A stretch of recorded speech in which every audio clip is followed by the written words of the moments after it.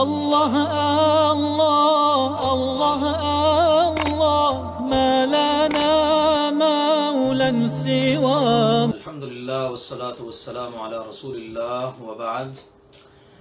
رمضان المبارک کے احکام اور مسائل کے ضمن میں آج کا ہمارا ٹاپک ہے قیام اللیل، رات کی نماز کے لیے، جسے ہمارے ہاں رمضان المبارک میں نماز تراویح کا نام دیا گیا ہے. اس کے لیے کتب احادیث کے اندر مختلف کلمات استعمال ہوئے ہیں: قیام اللیل، صلاۃ اللیل، صلاۃ التہجد، اور اسی طرح سے صلاۃ رمضان وغیرہ. رسول اللہ صلی اللہ علیہ وآلہ وسلم کی سنت مبارکہ اور آپ کا معمول مبارک یہ تھا کہ آپ رات میں یہ نماز پڑھا کرتے تھے. اس کے حوالے سے یاد رہے کہ رات کی نماز ادا کرنے کے لیے عشاء کے بعد سونے کا مسئلہ کہیں بھی نہیں ہے. عشاء کی نماز جیسے ہی آپ نے پڑھ لی، اب قیام اللیل، تہجد، تراویح کہہ لیں، صلاۃ اللیل، اس کا وقت شروع ہو گیا اور یہ چلے گا اذان فجر تک. اس دوران آپ کسی بھی وقت یہ نماز ادا کر سکتے ہیں. رسول اللہ صلی اللہ علیہ وآلہ وسلم بعض اوقات 2 رکعتیں پڑھتے، آرام فرما لیتے، پھر اٹھتے 2 رکعتیں پڑھ لیتے، پھر آرام کر لیتے. یوں ساری رات آپ کی یہ مبارک نماز جو ہے وہ چلتی رہتی، جس کے بارے میں قرآن پاک میں اللہ ذوالجلال والاکرام نے فرمایا وَمِنَ اللَّيْلِ فَتَهَجَّدْ بِهِ نَافِلَةً لَكَ. رات کے وقت آپ تہجد کی نماز ادا کریں جو آپ کے لیے ایک زائد فرض ہے. رسول اللہ صلی اللہ علیہ وسلم کے لیے نماز اہل علم کے صحیح ترین اقوال کے مطابق فرض تھی، جبکہ امت کے لیے نہ یہ فرض ہے نہ سنت مؤکدہ، بلکہ یہ نفل نماز ہے اور اس کی فضیلت بہت زیادہ ہے. رسول اللہ صلی اللہ علیہ وآلہ وسلم کا صحیح فرمان مبارک ہے. آپ نے فرمایا من قام رمضان ایمانا واحتسابا غفر له ما تقدم من ذنبه. صحیح بخاری شریف میں آپ کا یہ فرمان مبارک موجود ہے، جس مسلمان نے ایمان کی حالت میں اللہ سے ثواب کی امید پر رمضان المبارک کی راتوں میں قیام کیا، رمضان المبارک کی راتوں میں قیام کر لیا، اللہ ذوالجلال والاکرام اس کے گزشتہ گناہوں کو معاف فرما دے گا. اس سے معلوم ہوا کہ یہ بڑی ہی فضیلت والی یہ عبادت ہے. اب یاد رہے کہ رسول اللہ صلی اللہ علیہ وآلہ وسلم نے یہ نماز صرف 3 دن باجماعت پڑھائی اور صحابہ کرام کا شوق دیکھا تو ایک بات آپ نے ارشاد فرمائی. آپ خود تو ہمیشہ پڑھتے نا، رمضان میں بھی غیر رمضان میں بھی، لیکن رمضان المبارک میں ایک رات آپ مسجد نبوی میں تشریف لائے، آپ نے یہ نماز پڑھائی، بڑی تعداد میں صحابہ کرام جمع ہو گئے. دوسرے دن پہلے دن سے بھی زیادہ تعداد میں صحابہ کرام جمع ہو گئے. تیسرے دن بہت بڑی تعداد میں صحابہ کرام اکٹھے ہو گئے. 3 دن پڑھانے کے بعد پھر چوتھی رات آپ علیہ الصلاۃ والسلام یہ نماز پڑھانے کے لیے تشریف نہیں لائے. جب پوچھا گیا کہ جناب آپ تشریف لائیے، ہمیں نماز پڑھائیے، تو نبی اکرم صلی اللہ علیہ وآلہ وسلم نے فرمایا، صحیح بخاری شریف میں آپ کا یہ فرمان مبارک موجود ہے، آپ نے فرمایا انی خشیت ان تکتب علیکم صلاۃ اللیل. مجھے ڈر ہے کہیں تمہارا یہ شوق دیکھ کر یہ رات کی جو نماز ہے اس کو تم پر فرض نہ کر دیا جائے.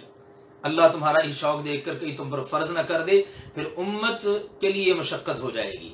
لہذا رسول اللہ صلی اللہ علیہ وآلہ وسلم پھر اگلی رات یا اس کے بعد آپ نماز با جماعت کے لیے یہ رات کی جو نماز تھی قیام اللیل، صلاۃ اللیل یا نماز تراویح، اس کی جماعت کے لیے تشریف نہ لائے. پھر بعد میں سیدنا عمر رضی اللہ تعالی عنہ نے اپنے دور خلافت میں اس سنت کو دوبارہ سے پھر زندہ کر دیا.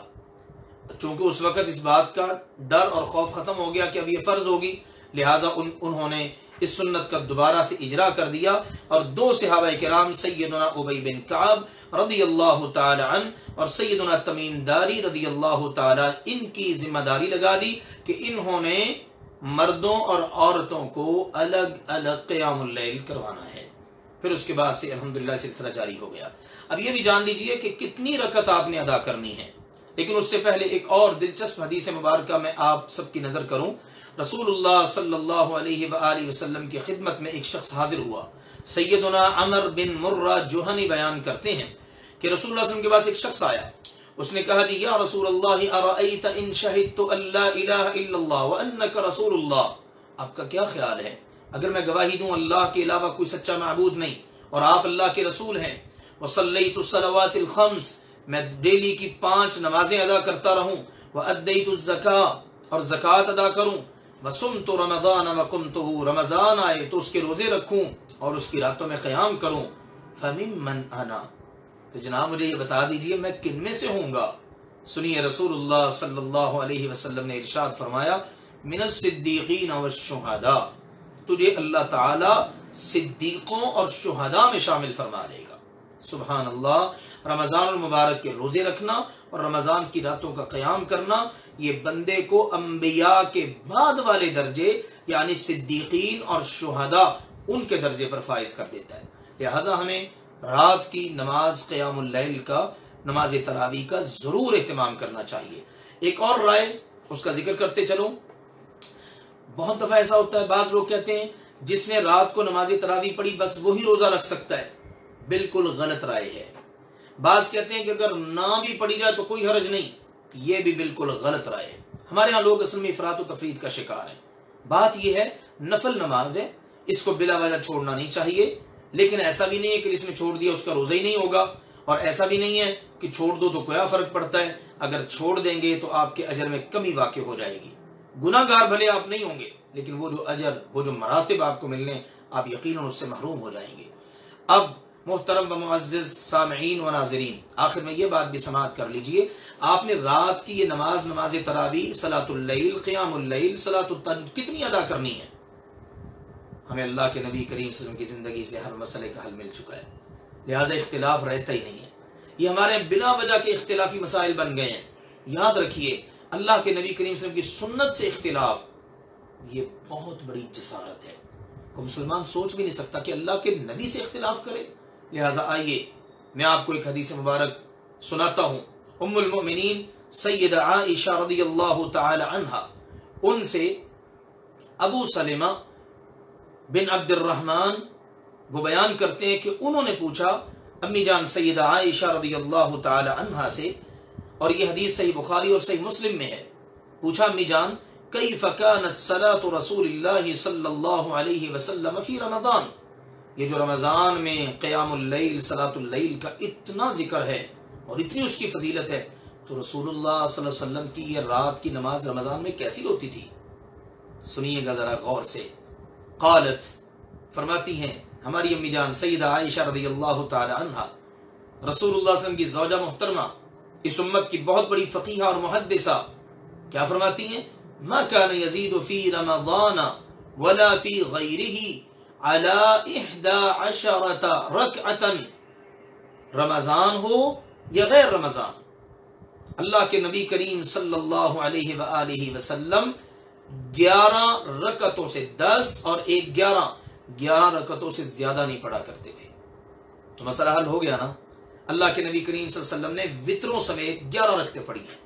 سیدنا عبداللہ بن عباس رضی اللہ تعالی عنہما کی ایک حدیث سے پتہ چلتا ہے 13 رکعتیں پڑھ لی ہیں، یعنی 2 کر کے آپ نے رکعتیں پڑھنی ہیں، 2 پڑھی، پھر 2 پڑھی 4 ہو گئیں، پھر 2 پڑھی 6 ہو گئیں، پھر 2 پڑھی 8 ہو گئیں، پھر 2 پڑھی 10 ہو گئیں، اور آخر میں ایک وتر پڑھ لینا ہے۔ تو یہ طریقہ کار ہونا چاہیے۔ رسول اللہ صلی اللہ علیہ وسلم کی سنت سمجھ کر اگر آپ پڑھتے ہیں تو آپ نے صرف 11 رکعتیں ہی پڑھنی ہیں۔ سیدنا عمر رضی اللہ تعالی عنہ نے اپنے دور حکومت میں جو 2 صحابی مقرر کیے، سیدنا ابی بن کعب اور سیدنا تمیم داری رضی اللہ تعالی عنہ، ان کی بھی آپ نے ڈیوٹی لگائی تھی، اور باقاعدہ صحیح سند سے یہ بات ثابت ہے کہ ان کو حکم تھا کہ انہوں نے 11 رکعتیں ہی پڑھانی ہیں۔ آپ اپنی تسلی کے لیے اگر دیکھنا چاہتے ہیں تو امام مروزی کی کتاب قیام اللیل، آپ اس کو ملاحظہ کر لیجئے، آپ کو اللہ کے فضل و کرم سے اس میں بادلیل اور صحیح سند کے ساتھ یہ بات مل جائے گی کہ سیدنا عمر رضی اللہ تعالی عنہ نے جو اپنے 2 ساتھی مقرر کیے جو رسول اللہ صلی اللہ علیہ وسلم کے تیار کردہ قاری تھے، ابی بن کعب رضی اللہ عنہ اور تمیم داری، ان کے نام یہی حکم تھا کہ انہوں نے 11 رکعتیں پڑھانی ہیں۔ ہاں اگر کسی کا دل کرتا ہے میں نوافل زیادہ ادا کر لوں تو نفلوں کی تو کوئی حد بندی اور قید نہیں ہے، سنت سمجھ کے جب پڑھیں گے تو پھر صرف 11 ہی پڑھیں گے، نوافل کی تو کوئی حد بندی نہیں، اس میں تو کوئی اختلاف نہیں، آپ نوافل بے شک رات میں 100 پڑھ لیں۔